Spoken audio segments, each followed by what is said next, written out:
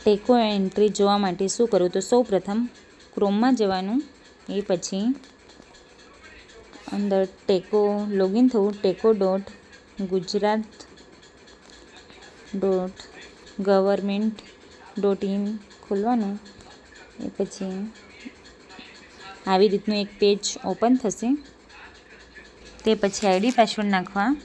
ID password નાખ્યા પછી આપણે મેનેજમાં જવાનું. એના પછી સૌ પ્રથમ ફર્સ્ટ મેટરનલ રિપોર્ટ આપણે ચેક કરવાનો, જેમાં આપણે મંથલી રિપોર્ટ જોઈતો હોય તો maternal health service provider during the year મંથલીમાં જવાનું. તે પછી આવી રીતનું એક ફિલ્ટર ઓપન થશે, જેમાં રીઝન જે આપણું રીઝન હોય, જેમ કે આપણું વડોદરા ઝોન છે, પછી ડિસ્ટ્રિક્ટ, ત્યારબાદ બ્લોક, પછી આપણું પીએસસી જે પણ હોય, પછી આપણું સબ સેન્ટર.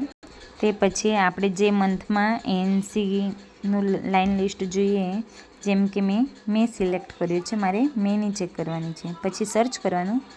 ત્યાર પછી આવી રીતનું એક પેજ ઓપન થશે, જેમાં ટોટલ રજિસ્ટર, અર્લી, પછી first visit, second visit, third visit, fourth visit, આવી રીતનું સેમ પીએનસી વિઝિટ પણ આપણને જોવાશે.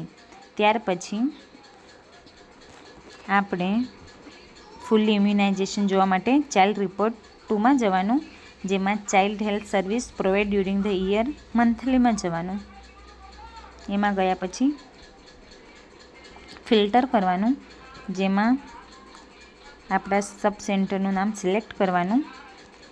સિલેક્ટ કર્યા પછી આપણને જે મહિનામાં જોઈતું હોય ફૂલ્લી ઇમ્યુનાઇઝેશનના ડેટા, એ મંથ સિલેક્ટ કરવાનું, પછી સર્ચ કરવાનું.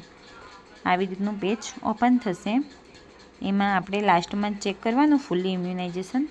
તો મારું ફૂલ્લી ઇમ્યુનાઇઝેશન જેમ કે 15 છે, તો એ 15ને ક્લિક કરવાનું.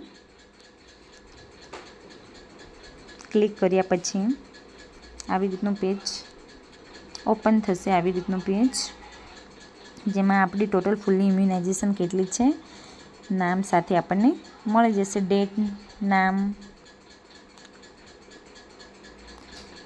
આવી જ રીતે બધા જ મંથની આપણે જોઈ શકીએ છીએ.